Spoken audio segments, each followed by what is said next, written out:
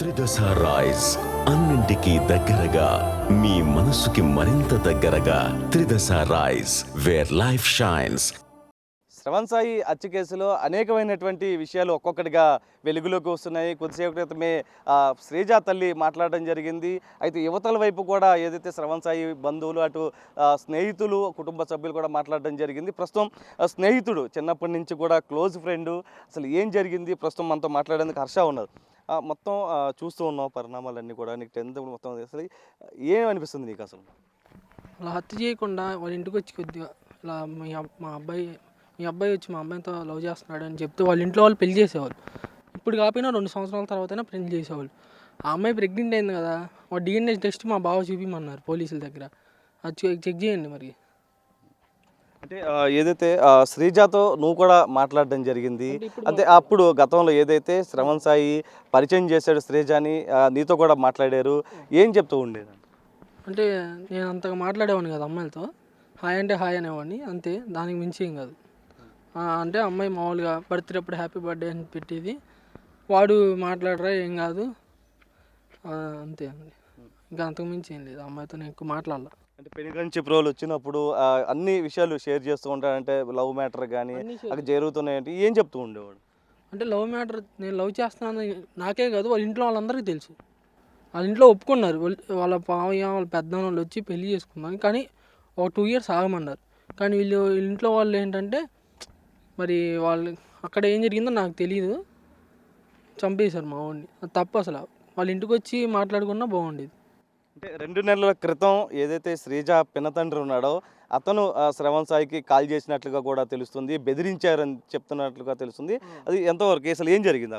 అంటే వాళ్ళ నాన్న చంపేస్తామని మాట అన్నారు. నేను అప్పుడు హైదరాబాద్లో ఉన్నా, వరంగల్ వెళ్ళా.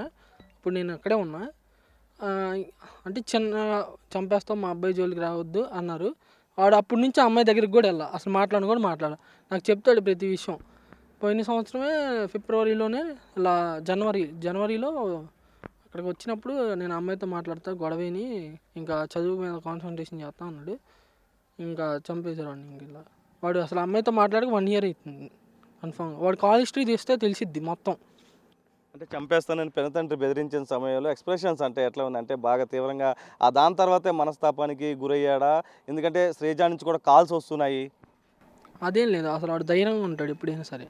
మాకు ధైర్యం చెప్తాడు, ఏం కాదురా తర్వాత చూసుకుందాం, అలా ఏం భయపడలా. ఏదైనా డైరెక్ట్గా మాట్లాడతాడు ఏదైనా సరే. కానీ వాడు డేర్ చేస్తాడు బాగా, ఏ తర్వాత చూసుకుందాం అనుకుంటాడు అంతే. అంటే ఒక్క దెబ్బకి కొడితేనే చనిపోయే పరిస్థితి ఉంటుంది. అసలు ఆ ఒక్క దెబ్బ కాదు, వాడు ఎంత గట్టి మనిషి అంటే వాడు ఒక్కడే 3-4 లేపేస్తాడు బాగా. వాళ్ళ మమ్మీ గారు ఏదో ఒక బ్యాట్ వేడి దెబ్బ కొడితే ఎవరు సార్ నన్ను కొట్టినా సరే నేను 3 కొడతా.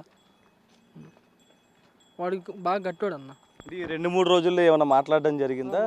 నేను ర్యాపిడో చేసుకుంటున్నారా, నాకు కొద్దిగా హెల్ప్ మనీ అడిగాడు, నేను కొట్టా అంతే. తర్వాత ఈ జరిగింది, చనిపోయాడు.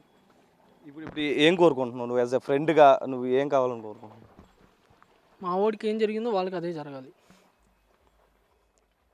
అంతే. ఇది హర్ష చెప్తుంది. ఏదైతే శ్రవణ్ సాయి ఫ్రెండ్ హర్ష, అతను చెప్పిన ప్రతిదీ షేర్ చేస్తూ ఉంటాడు, అన్ని విషయాలు చెప్తూ ఉంటాడు. కానీ ఈ ఒక్క విషయమే వెళ్తున్న సమయంలో సమాచారం ఇస్తే కనుక వేరేలాగా ఉండేదంటూ కూడా చెప్తున్నారు. ఏదైతే ఇతరత్ర జరిగినటువంటి పరిణామాలు ఉన్నాయి, అక్కడ జరిగినటువంటి ఇష్యూకి సంబంధించి 2 నెలల క్రితం పినతండ్రి కాల్ చేసి చంపేస్తామని బెదిరించాడంటుగా. అప్పుడు ఇతను కూడా స్పాట్లోనే ఉన్నప్పుడు అతను ధైర్యం చెప్పినటువంటి పరిస్థితి. 2 రోజుల క్రితం కూడా మాట్లాడడం జరిగింది, ర్యాపిడ్ వేసుకుంటున్నాను, చదువు మీద కాన్సన్ట్రేషన్ చేస్తున్నానని చెప్పిన నేపథ్యంలో ప్రస్తుతం ఇలాగా హత్యగావించబడ్డాడు. అయితే పెనుగంచి ప్రోల్లో ఉన్నటువంటి స్నేహితులు మొత్తం కూడా కన్నీరు మున్నీరుగా వెలిపిస్తున్నటువంటి పరిస్థితి కనిపిస్తుంది. ఏదైతే ఒకటే కోరుతున్నారు, ఎవరైతే ఉన్నారో వారికి హత్య చేశారో వారిని కఠినంగా శిక్షించాలంటూ కూడా వీరంతా డిమాండ్ చేస్తున్నటువంటి పరిస్థితే కనిపిస్తుంది. సాయితో నరసింహ, బిగ్ టీవీ, పెనుగంచి ప్రోల్.